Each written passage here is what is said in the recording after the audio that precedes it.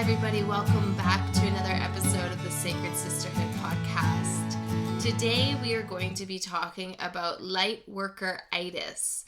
And if you notice that my voice sounds a little bit croaky and I sound a little bit plugged up, I'm just at the tail end of recovering from a head cold. So my apologies. So, Lightworker-itis, what is this crazy word that I just have created? So, Lightworker-itis is something that I'm sure you can resonate with, in which us starseeds, those of us that are healers, that are empaths, it's very easy for us to be in our upper chakras, you know, our crown chakra, our third eye, but when it actually comes to our lower chakras of our root chakra, our sacral chakra, our solar plexus, maybe even our heart chakra, it's very difficult for us to be in those chakras because it feels so dense. And it's very easy for us to just separate from our bodies and just be floating up in the cosmos, dancing around with the angels and, you know, channeling and seeing rainbows and doing all the fun frequency things. But when it actually comes to the material reality, the physical reality, it feels way too dense for our starseed soul, who's used to these super high frequencies, that it's very easy for us to disassociate ourselves from our physical body. But the thing is that if we are not in our body, it's going to be really hard for us to manifest into the physical reality. Our root chakra, our body, is our connection to the physical world. Otherwise, we'd just be a soul floating out there as a light body, right? So it's very important that we take note and be very aware of ourselves when we catch ourselves floating up above our body or feeling completely disconnected from our body. And so many of us learned that mechanism, that defense mechanism, when we went through trauma or experienced a very difficult upbringing where it just didn't feel safe for us to be in our body. So our minds just took us to other places, right? But now, as we are birthing new reality, as we are becoming quantum ninjas, right? A big key aspect of being a powerful manifester is being very, very, very connected and grounded within our root, within our connection to the earthly plane. Okay, so the reason why I brought this up is that at the beginning of January, it was the very end of December, my dog, who it's her 10th birthday today, Lila, she was attacked when my husband was walking her. She was attacked by a dog 3 times her size. Fortunately, she's okay. She had to get about 16 stitches, but the whole process was very, very traumatizing to me, you know, it looked like she had a gunshot wound in her chest and having to rush her to the emergency vet in a cab, because, you know, we don't have a car here in Austria, and Austria is very different than, you know, cushy lifestyle in Canada, where in Canada you take your dog to a vet if she's been injured. You don't see what happens behind the curtain. You drop your dog off and the veterinarian technicians and the receptionists are there to help the vet, so the owner doesn't have to see their animal being put under. That wasn't the case in our situation. There's no veterinarian technicians at any of the vets that I've been to here. And so me and my husband were actually in the back with the veterinarian while Lila was being put under, and just to see her go down under anesthetic was very upsetting to me, because I wasn't sure if she was still breathing, because her chest wasn't rising and falling. So I kept having to put my finger in front of her nose to make sure she was still breathing. And it was all just very shocking to this dog mama. And after this situation, my root chakra completely closed, and I kept saying to my husband for a few days after, I feel like I'm floating, I feel like I'm completely out of my body. And so I booked a session with my healer, because I just wasn't able to open it up completely myself. I was able to crack it open a little bit, but I definitely needed that extra support outside of myself to support me in opening my lower chakras back up again, because I just didn't feel safe in my body. And it triggered a past trauma response of mine, right? And another thing that I did in that time to help me root down back to my body is I ended up working on a project that I've been kind of putting off for a few months. I shabby chic'd a nightstand that I had found on someone was giving away 2 nightstands. So I picked those up and a few months ago, but they'd just been sitting there. I hadn't gotten around to doing the shabby chic project. So as part of my process to ground myself back into the physical reality, I channeled this trauma into making these shabby chic furniture. And it was really good for me to be working with my hands and be working with my eyes and be working with my creative energy to help myself feel more in my body again. So I want to just give you some ideas as to different things that you can do to help you support yourself to get into your body. And it's very natural for those of us who, do work so in all these different realms to just be kind of floating. It's totally natural for us. So it's just a very important practice for us to regularly be grounding into our bodies, be connecting to earth. Because we are like the bridge between the cosmos and earth, right? We are heaven on earth. So it's just very important because we are the antennas that all these high frequencies are moving through to root down into earth, that we are connected and we're in our bodies and we're feeling safe in our bodies. So doing things like grounding on earth. So if you're, sitting on tree roots, or if you're walking across the grass barefoot every day, is very, very powerful for helping ourselves ground back into our body. So there are actually studies that have shown how powerful it is when we are grounding every single day to earth with our bare feet or our bare hands, or sitting on trees, etc., to help lower the inflammation in our bodies and to just boost the endorphins and so forth. When you think about it, lightning, when lightning strikes, it needs to hit earth to ground, right? So if it strikes your car when you're driving, the electricity travels down through the car and it grounds down through the tires, right? So it's the same thing. We are electric beings, and our day-to-day life doesn't really support us getting out onto the grass every single day to ground. So and because we're walking around with shoes rather than in bare feet like the ancient days, humanity is just like this. We're just completely disconnected from earth, right? And so that's why there's all of these diseases, etc. So making a practice every day, like for 10, 20 minutes to be on earth, to ground with her, to connect with her, is very powerful. And if you are, in Canada or in the States where there's a crazy amount of snow right now and it's really cold, you can still ground by touching a tree trunk with your bare hands and just really feeling into the energy of the tree trunk. You can do it that way. As well as, there's also like grounding pads that you can get. And if you have a metal bathtub, if you live in an older house, or like those of us over here in Europe, our bathtubs are all, some form of metal rather than the plastic ones that the new homes in Canada and the States are. If you have a bath in a metal tub, it actually does the same thing, just soaking yourself in the water. You ground that way as well.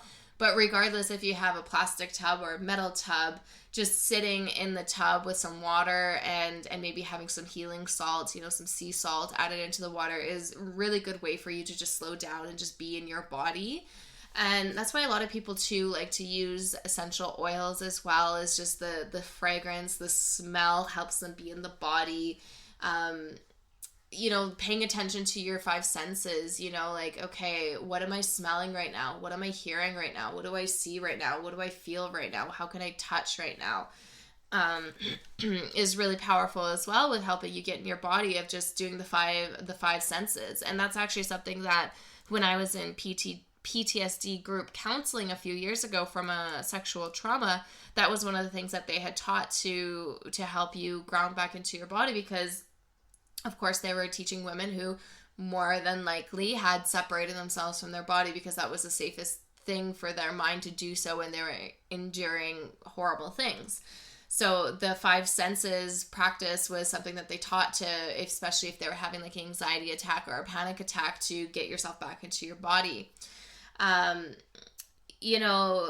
why I like to shop for clothes that feel really good texture wise, the fabric wise, because just touching the fabric when I'm wearing the clothes helps me be in my body, as well as sensual touch in general. You know, like after you have your bath, taking some time to massage some coconut oil into your body, and just in general, sensually touching yourself, you know, just putting on a nice playlist, lighting some candles, maybe, you know, burning some sage, really just helps you ground into the physical. So this is all about finding different things that help you feel safe in the physical world, help you feel safe with others, help you feel safe and connected to your body.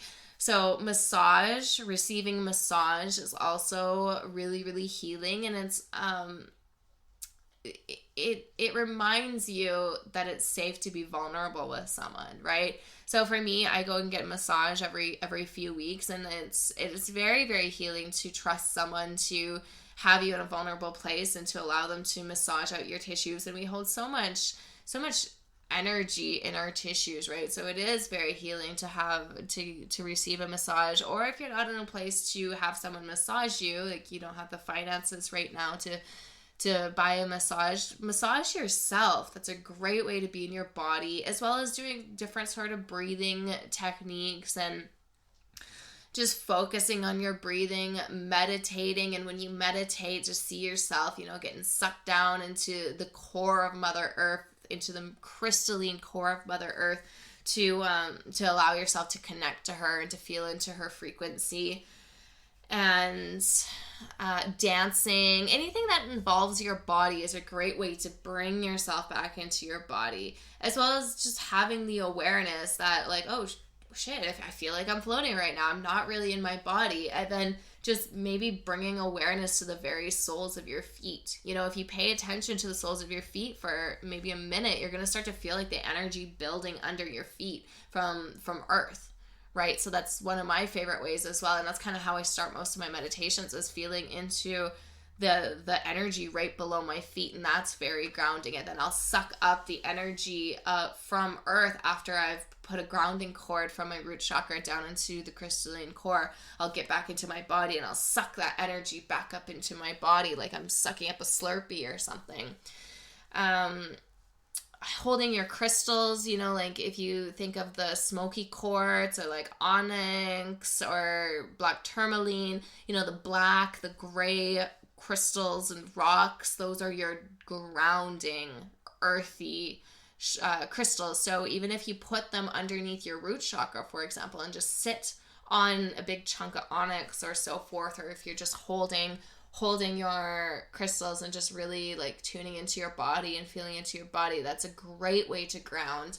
As well as, you know how when you meditate, usually people will put their hands on their knees. Well, you can either, if you put your hands facing up to the sky, you're like welcoming the higher energies in. Whereas if you flip your hands over and you have them face down on your knees, that's signaling that you're wanting to ground, right? Some different like things. Food can be very grounding. You know, I was having a conversation with my healer at Christmas time, I wasn't with family at Christmas. I was just with my husband, so I didn't experience this the way that she did. But for her, she said that she was eating so much at Christmas time because she just needed to ground, to be in her body, because she was finding it difficult to be around her family. Because as you know, when you're on this path of spirituality and doing your work and so forth, family can be very triggering.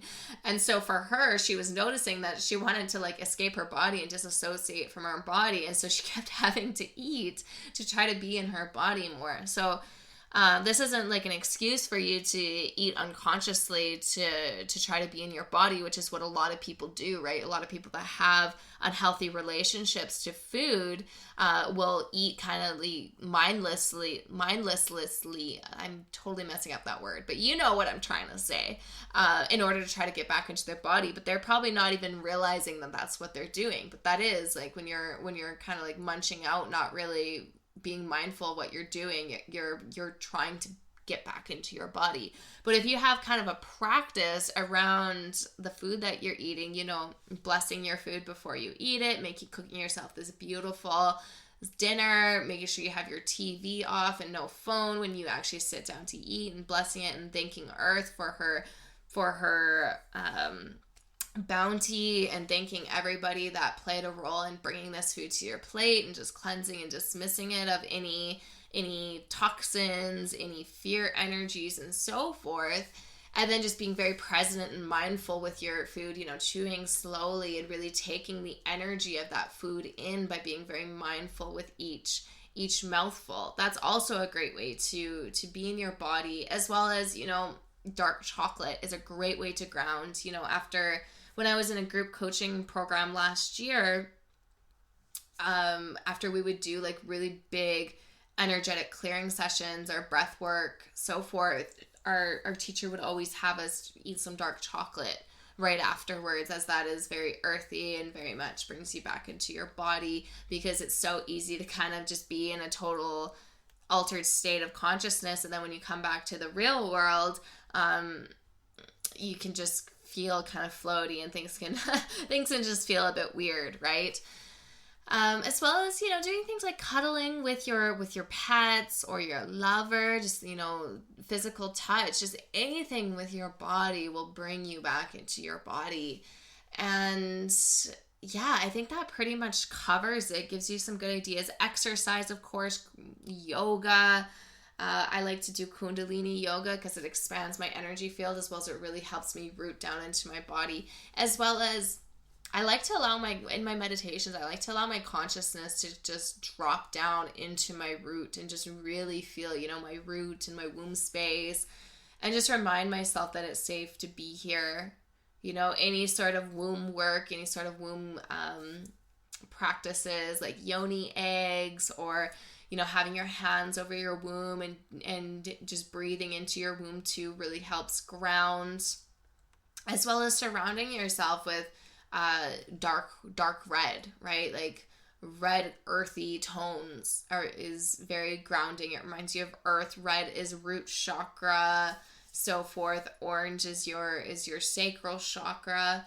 And of course, plants. I always recommend plants in your house, because plants put out a high vibration into your space, as well as just being around them brings in that natural aspect, which helps one ground.